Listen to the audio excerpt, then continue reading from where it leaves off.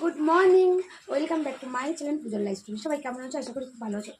তো আজকে এখনও ব্লগটা দিতে পারিনি, এই যে এনার জন্য, কারণ ইনি কাল রাত্রে 12:30টার সময় বাড়ি এসছে। ঠিক আছে, আমি জানতাম না, তোমাদের লাইভ এন্ড করার পরে ইনি এসছে, জানলে তো অবশ্যই বলতাম।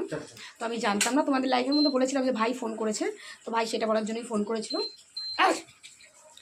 তো এসছে। কালকে তুমি কোনো ফেক অ্যাকাউন্ট নিয়ে এসেছিলে আমার আইডিতে? আরে জানো, সবাই আমরা ভেবেছি ওইটা তুমি।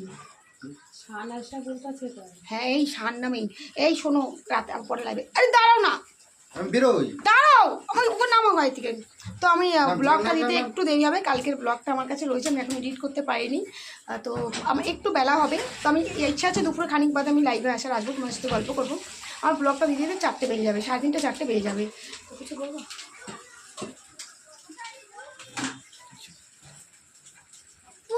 টাটা।